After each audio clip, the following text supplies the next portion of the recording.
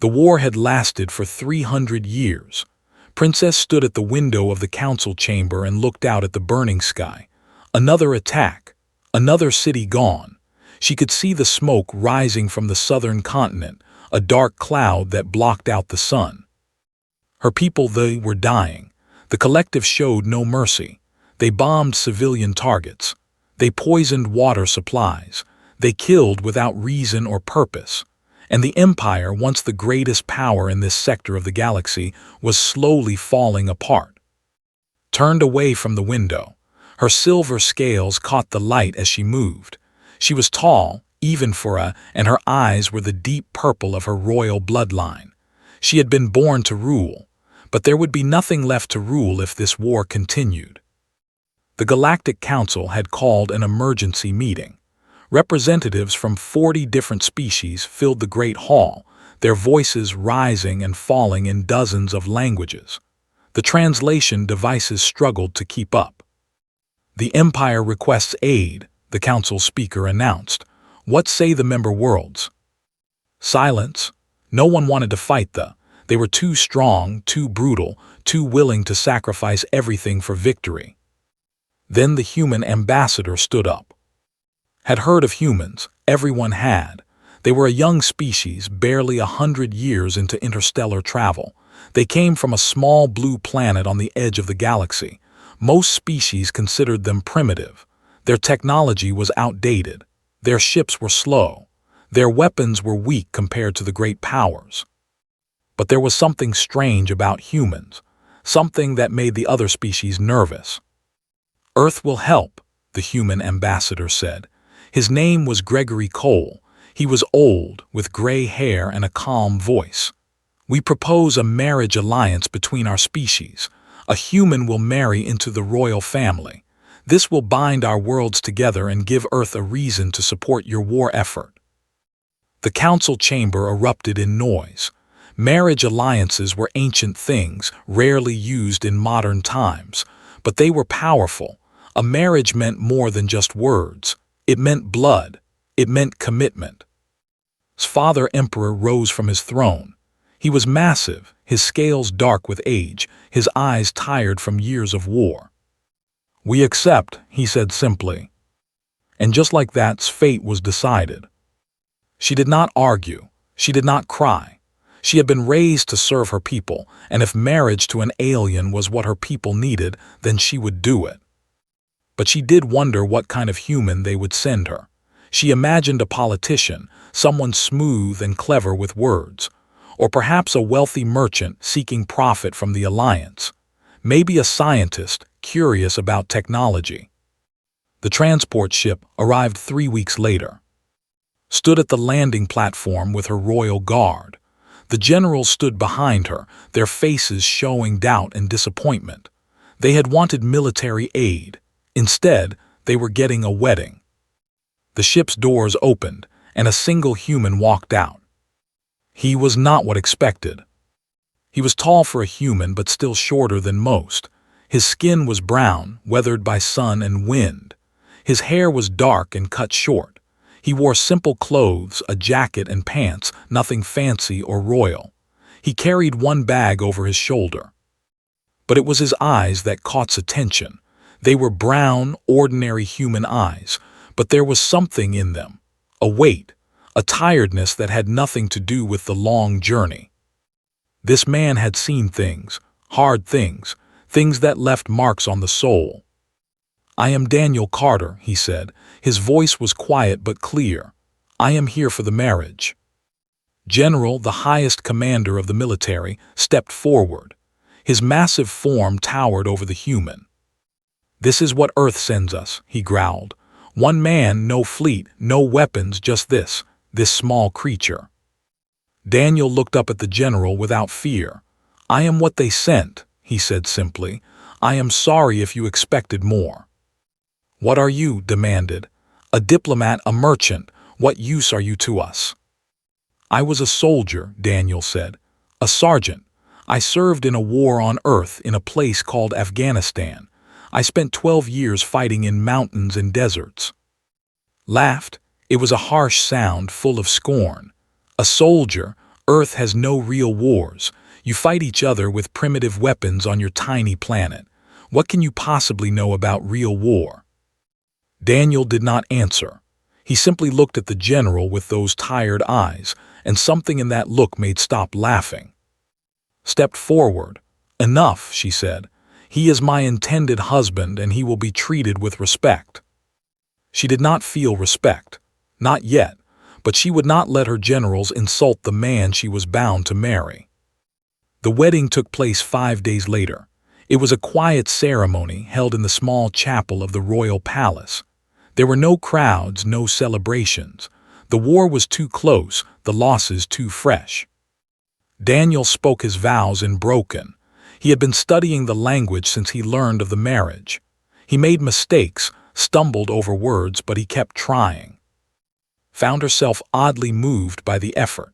Most aliens never bothered to learn her language. When the ceremony ended, they were husband and wife. Two strangers from different worlds, bound together by politics and desperation. That night they sat in separate rooms of the royal apartments, stared at the wall, wondering what her life had become. Daniel stood at the window, looking out at the 3 moons of Prime. After a long silence, he spoke. "I know you did not choose this," he said. "Neither did I, but I want you to know that I will try. I will try to be useful. I will try to help your people." Looked at him. "How can you help us? You are one man, that have millions of soldiers, thousands of ships." Daniel was quiet for a moment. "On Earth, we have a saying, it is not the size of the dog in the fight, it is the size of the fight in the dog." Did not understand. What does that mean? Daniel turned to face her. "It means that numbers do not always decide a war. Sometimes, the one who wants victory more will win." Before could respond, alarms began to sound throughout the palace. Red lights flashed. Soldiers ran through the halls. They had launched a surprise attack on the outer colonies. The ceasefire negotiations had collapsed. The war was beginning again, worse than before. And Daniel Carter, the strange human soldier, began to pay attention to everything around him. He watched the screens showing the attack. He listened to the generals shouting orders. He studied the maps and the troop movements. Saw him standing in the corner of the war room, silent and still, his eyes missing nothing. She did not know it yet, but she had just married the most dangerous man in the galaxy. The war councils met every morning in the great hall of the palace. Generals from across the empire gathered around a massive holographic display that showed the positions of every fleet, every army, every planet still under control. The map grew smaller every day. Daniel attended every meeting.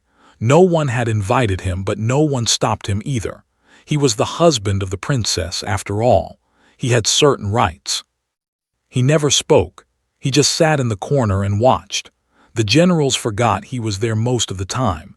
He was so quiet, so still, that he faded into the background like furniture. But Daniel was not doing nothing. He was learning. He learned how they fought their wars. He learned their tactics, their strategies, their ancient codes of battle, and he began to understand why they were losing. They were honorable people. They believed in fair combat. When they planned an attack, they announced it 3 days in advance. They gave their enemies time to prepare. They considered surprise attacks to be shameful. They refused to target civilian buildings, even when those buildings were being used to store weapons. They refused to attack supply ships unless those ships were armed. They refused to use spies because they believed spying was beneath them. Daniel watched and listened, and his heart grew cold. These people were not fighting a war. They were performing a ritual. They were following rules that their enemies had thrown away centuries ago. They had no honor. They attacked without warning. They bombed cities full of children. They poisoned farmland so that entire populations would starve. They used their prisoners as shields.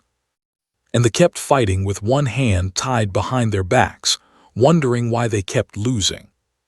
6 weeks after his arrival, Daniel finally spoke. It was a bad day. They had just destroyed a colony world called 12 million dead in a single attack. The generals were arguing about how to respond, their voices loud and angry. "We must strike their forward base on 3, generals shouted. "A direct assault, fleet against fleet. We will show them the strength of our people."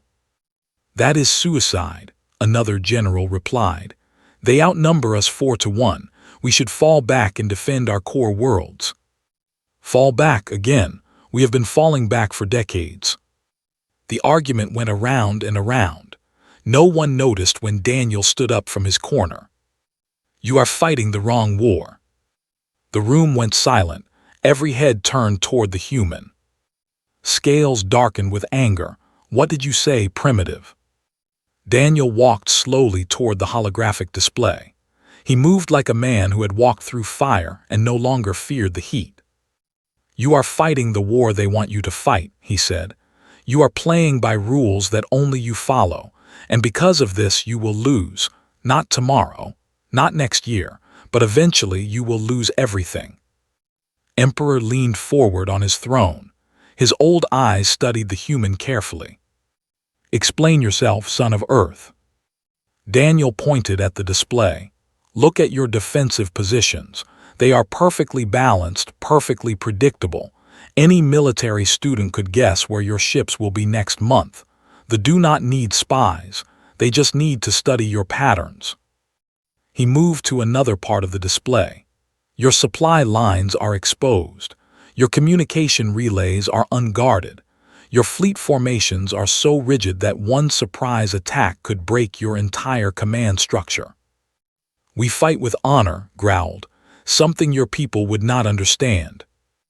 Daniel turned to face the general. "Honor does not win wars. Survival wins wars. Making the enemy afraid to fight wins wars." He paused. "Your honor is a luxury that your dead can no longer afford." The room exploded with angry voices. Generals shouted insults. Some demanded that Daniel be removed. Others called for him to be executed for his disrespect. But Emperor raised one hand, and the room fell silent. "Continue," the Emperor said quietly. Daniel nodded. "On Earth, we spent thousands of years learning how to kill each other. We became very, very good at it.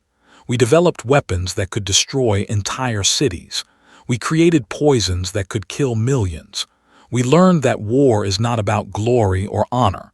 War is about making the enemy stop fighting by any means necessary." He walked back to the display.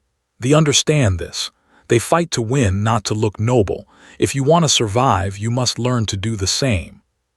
"You speak of becoming monsters," said. Daniel met his eyes. "I speak of becoming survivors. There is a difference." The council argued for hours after that.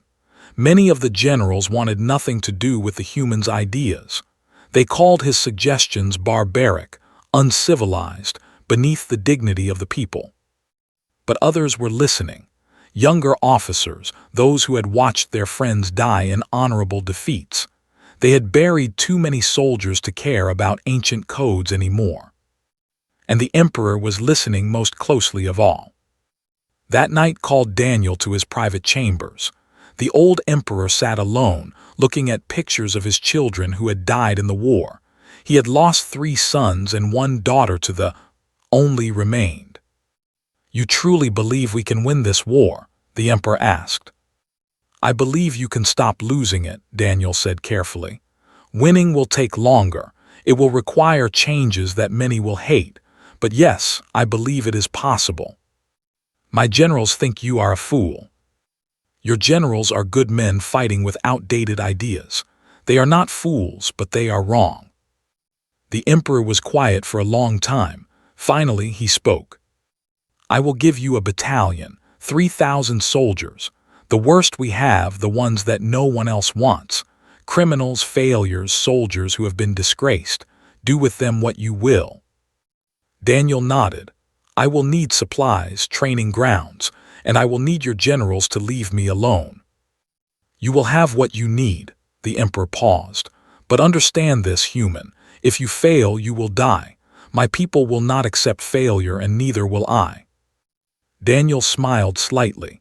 It was the first time, watching from the doorway, had seen him smile. "I have died before," Daniel said. "In the mountains, in the desert, in places your maps do not show. Death does not scare me anymore. Only failure scares me." He bowed to the Emperor and walked out of the chamber. As he passed, he stopped. "You were listening," he said. "It was not a question." "You are my husband," she replied. "I have a right to know what you are planning." Daniel looked at her for a long moment. "I am planning to teach your people how humans fight wars. It will not be pretty, it will not be honorable, but it might save your civilization." Studied his face. "What happened to you, in this place called Afghanistan?" The light in Daniel's eyes flickered. Just for a moment she saw something terrible there. Pain, loss, a darkness that had no bottom. "War happened," he said simply. "Real war, the kind that changes you forever." He walked away into the darkness of the palace halls. Watched him go. She was beginning to understand that she had married something more than a man. She had married a weapon. The training camp was built on a dead moon far from the capital. There was no air on the surface, only rock and dust and endless darkness. Daniel had chosen this place on purpose. He wanted his soldiers to learn to survive in the worst conditions possible. 3,000 waited for him when he arrived. The Emperor had been true to his word. These were the outcasts of the military, criminals who had chosen service over prison, soldiers who had run from battle, officers who had been stripped of their rank for various failures. They looked at Daniel with hatred and confusion. A human, this tiny creature was going to command them. Daniel stood before them and said nothing for a long time. He just looked at them, studying their faces, reading their fear and anger. Then he spoke. "You are here because no one else wants you. You are here because you failed. You are here because you have nothing left to lose." He began to walk among them, his voice clear and steady. "That is exactly what I need. I do not want soldiers who fight for glory. I do not want heroes who dream of medals and parades. I want survivors.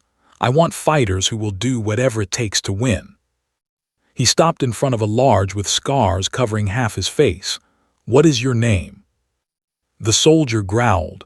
"I killed my commanding officer. He was going to send us into a trap. I stopped him." Daniel nodded. "Then you understand that sometimes the enemy wears your own uniform. Good." He moved to another soldier, a female with broken scales on her arms. "And you?" "I refused to attack a civilian hospital that they were using as a base. They said I was a coward." "You followed your conscience instead of orders," Daniel said. "That takes more courage than blind obedience." He continued through the ranks, learning names, hearing stories. He found soldiers who had been punished for thinking differently, for questioning stupid orders, for refusing to die for nothing. By the end of the first day, the hatred in their eyes had begun to change. Not to respect, not yet, but to curiosity. The training began the next morning. Daniel threw away everything the military had taught them. He stripped away their heavy armor, their ceremonial weapons, their rigid formations. "Armor slows you down," he told them. "Speed and silence will keep you alive." He taught them to move in small groups, to communicate with hand signals, to attack from directions the enemy never expected. He taught them to fight in darkness, to use the environment as a weapon, to disappear before the enemy could respond. They were confused at first. This was not how wars were fought. This was not honorable combat. "Honor is for the living," Daniel said. "The dead have no need of it." He brought in human volunteers to help with the training. They arrived quietly, without ceremony.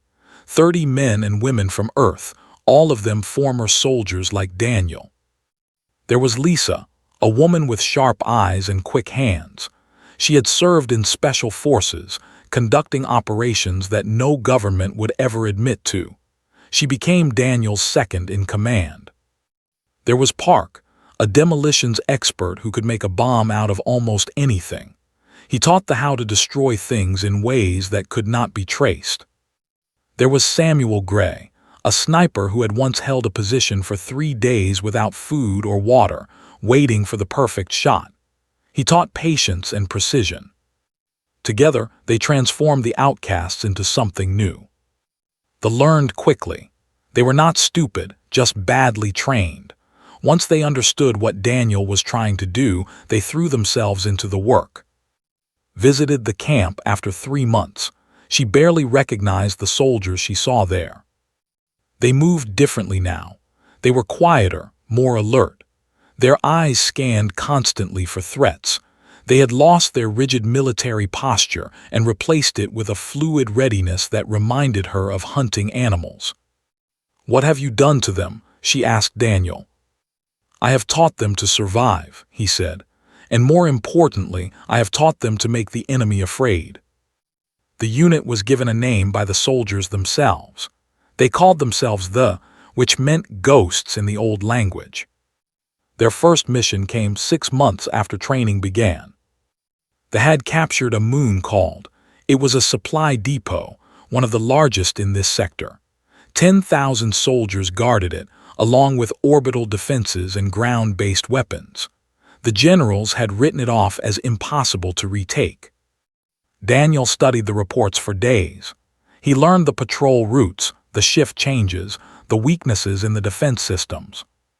"We cannot fight 10,000 soldiers with 3,000, said. He had become one of Daniel's best leaders. "The numbers are impossible."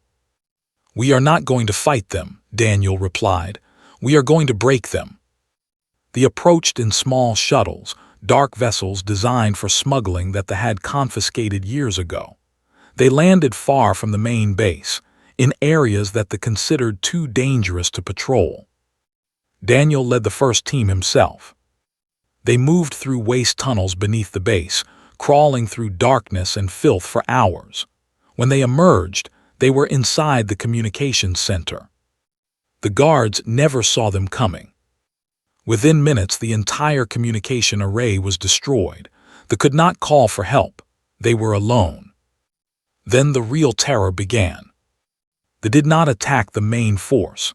They targeted officers, killing them silently in their quarters. They destroyed power generators, plunging sections of the base into darkness. They poisoned water supplies with chemicals that caused hallucinations and fear. They left messages everywhere. Strange human symbols painted in blood on the walls. Bodies arranged in patterns that meant nothing but looked deeply disturbing. The soldiers began to panic. They could not see their enemy. They could not fight back. All they knew was that death was hunting them in the darkness. Rumors spread. Some said it was demons. Others said it was ghosts of the they had killed, returned for revenge. Fear spread faster than any weapon. By the third night, the soldiers were shooting at shadows. They turned on each other in their paranoia. Discipline collapsed. When the sun rose on the 4th day, Daniel gave the signal. Park triggered the explosives that had been planted throughout the base during the chaos. The main supply depot exploded in a ball of fire visible from orbit. Secondary explosions followed as ammunition and fuel reserves caught fire. They vanished before the surviving understood what had happened. 3,000 against 10,000, 12 casualties. The news spread across the galaxy. The Empire had won a victory, but not through traditional means. They had won through terror, through cunning, through tactics that no honorable species would use. The High Command was disturbed. This was not how wars were supposed to be fought. This was something new and terrible. And at the center of it all was a single human, a man who had learned the art of war on a small blue planet far away.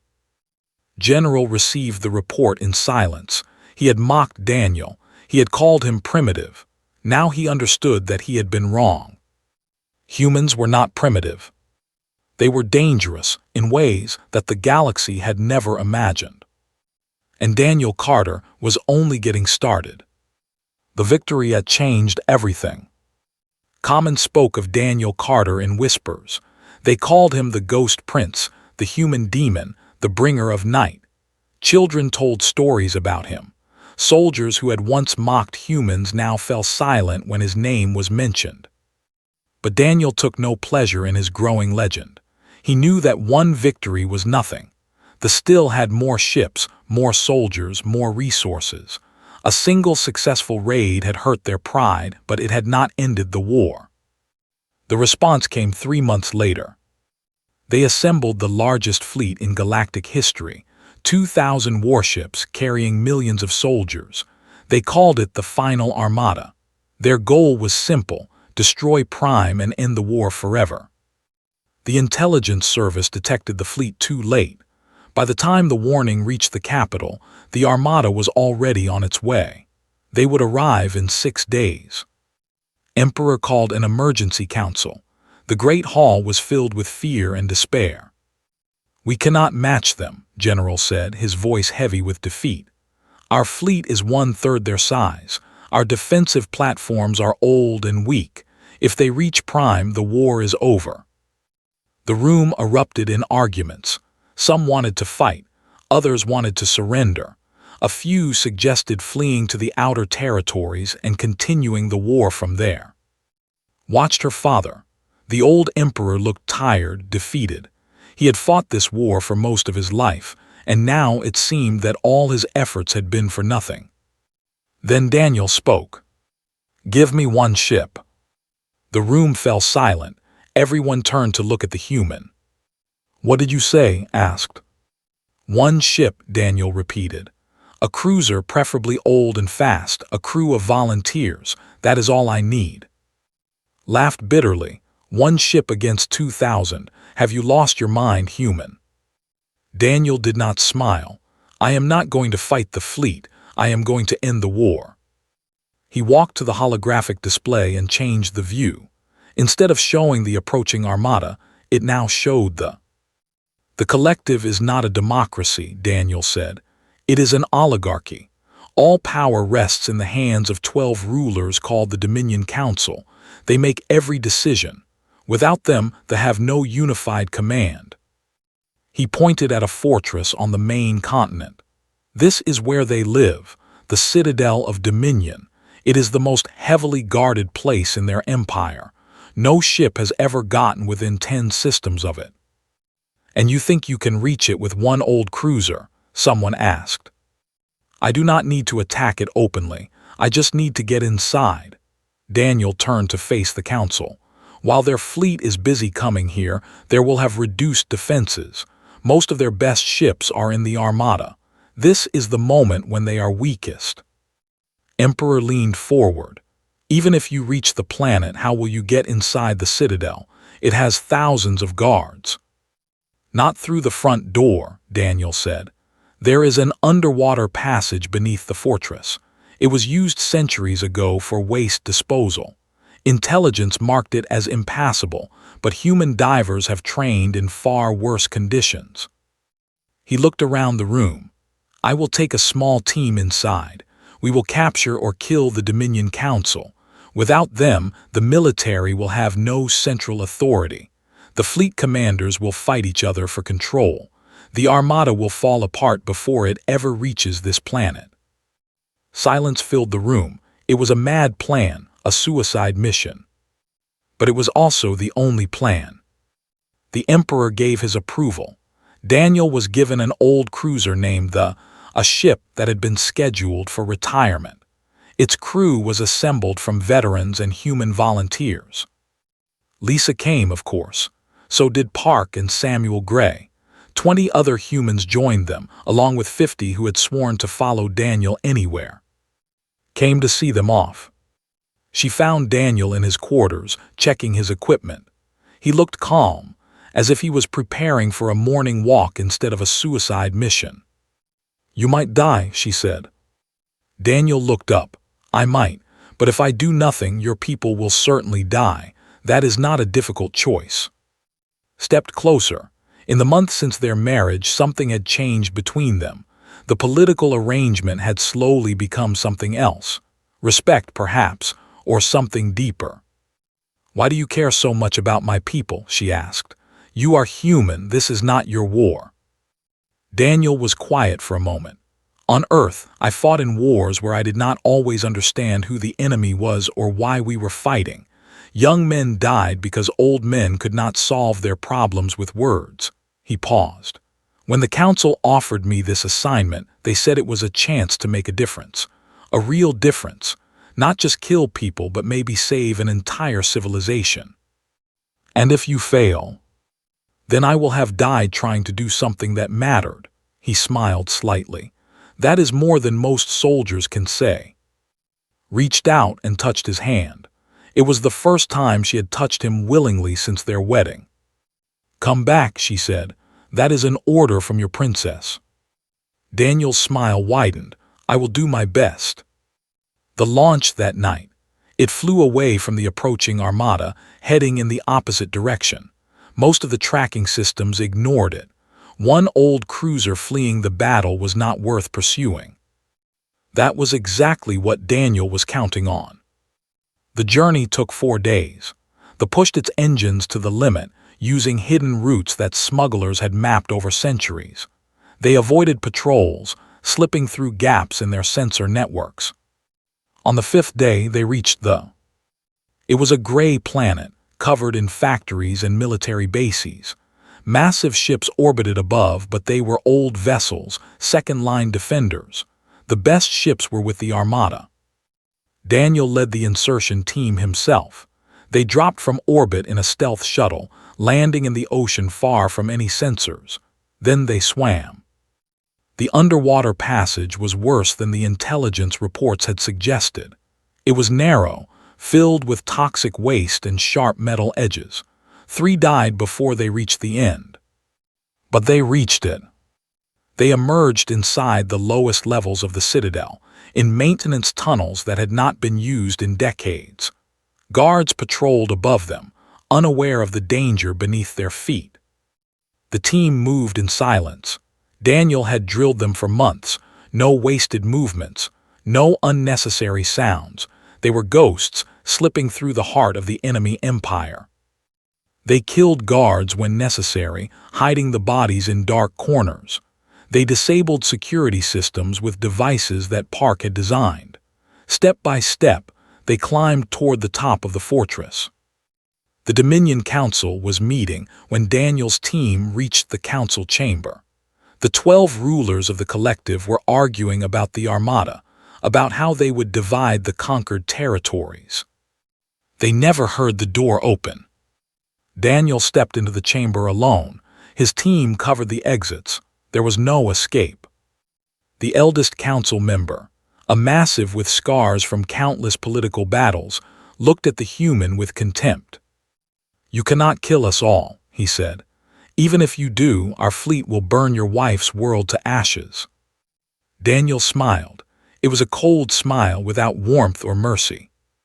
"Your fleet thinks you are already dead," he said. "They have been watching your execution for the past hour."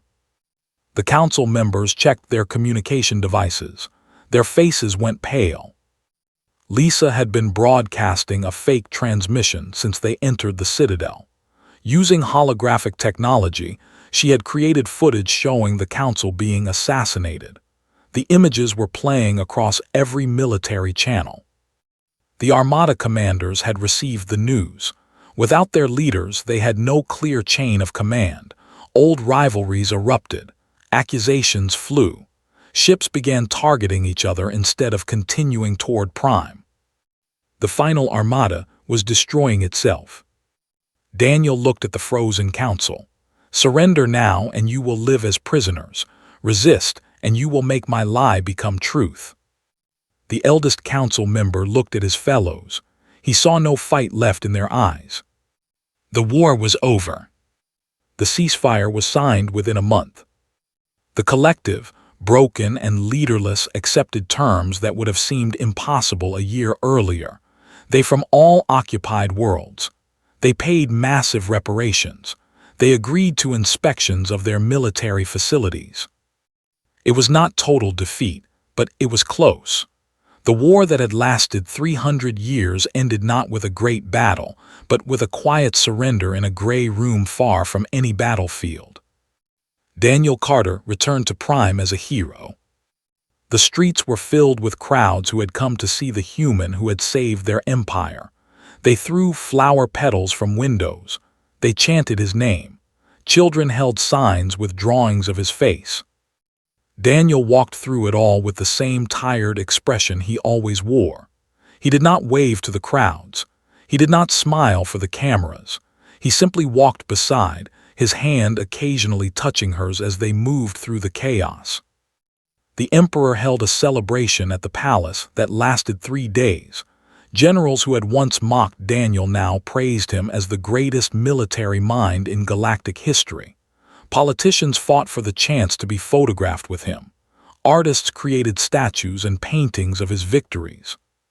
Through it all watched her husband, and she noticed that something was wrong. The more people celebrated, the quieter Daniel became. He spent hours alone in their quarters, staring at nothing. He barely ate.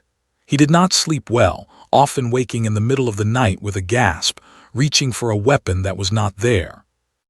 One night, a week after the celebrations ended, found him on the balcony of their apartments. He was looking up at the 3 moons of Prime, his face empty of all expression. She stood beside him in silence for a long time. The night was cold, and she wrapped her robe around her scales. "You saved my people," she finally said. "The entire empire owes you their lives. Why do you look so sad?" Daniel did not answer right away. When he spoke, his voice was barely above a whisper. "Do you know how many people I killed to end this war?" Hesitated. There were enemies they killed millions of. "Yes," Daniel nodded slowly. "They did, but that does not change what I did." He turned to face her. "I taught your soldiers to become killers, not honorable warriors, not noble defenders. Killers. People who attack in the dark, who use fear as a weapon, who destroy without mercy. You did what was necessary." "I did what I was good at." His eyes were haunted. "On Earth, there was a man named Julius, a warrior and a leader. He conquered half the known world and was called a god by his people. But he wrote something once that I have never forgotten. He said that war is the province of death. The only ones who truly win are those who never have to fight at all." Moved closer to him. "I do not understand." Daniel sighed. "I saved your people from but I changed them in the process. They will never fight the same way again.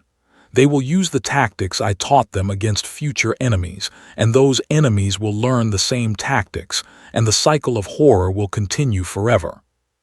He looked back at the moons. "I did not save your civilization. I armed it with new ways to destroy." Was quiet for a long moment. She thought about everything she had seen over the past 2 years. The terror tactics, the psychological warfare, the bodies left in darkness as warnings. She understood what he meant. War had changed for her people, and that change could never be undone. But she also understood something else. "You gave us a choice," she said softly. "Before you came, we were going to lose, not in a year or a decade, but eventually. That would have destroyed us completely.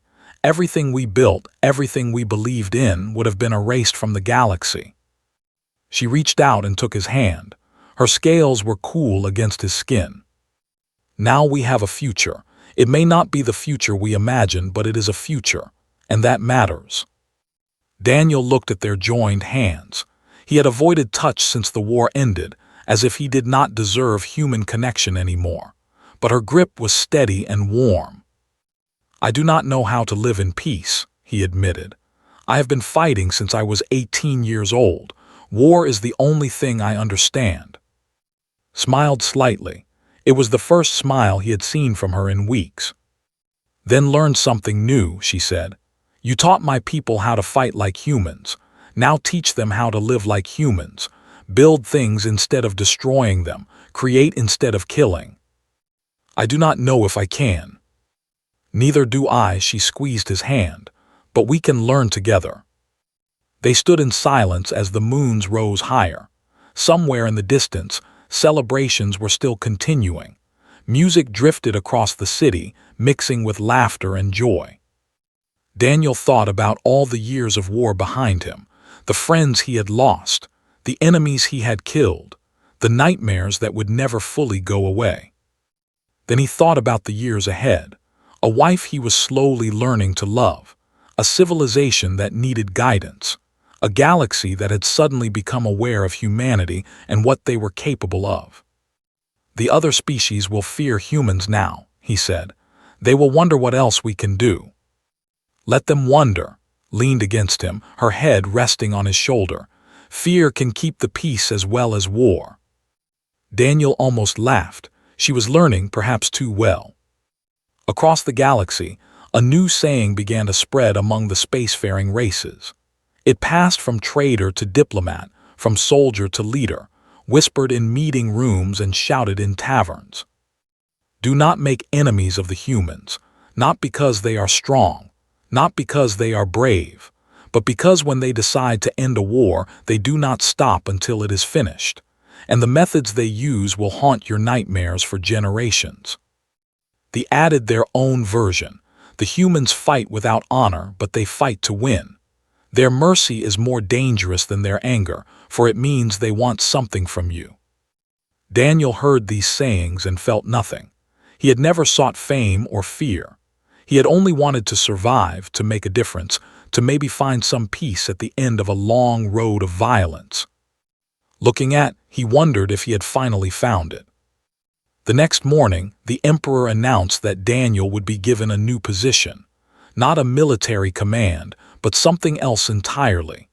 He would be the first human ambassador to the Galactic Council, representing both Earth and the Empire. "You ended one war," Emperor said. "Now help us prevent the next one. That will be your true legacy." Daniel accepted the position without argument.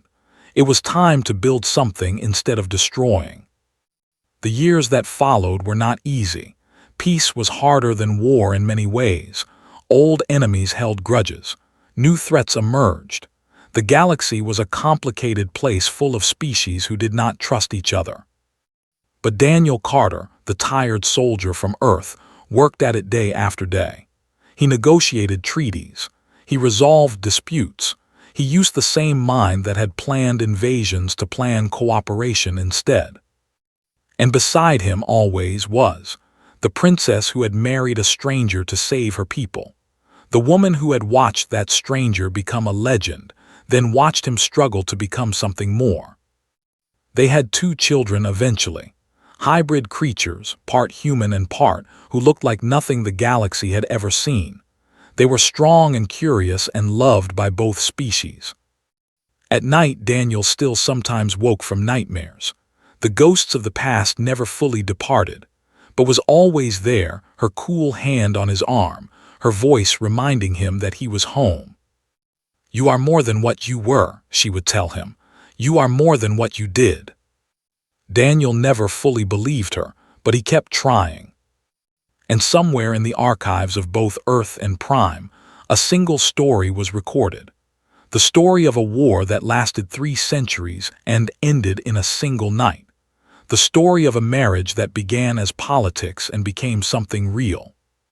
The story of a human who taught the galaxy what his species was capable of, for better and for worse. The end.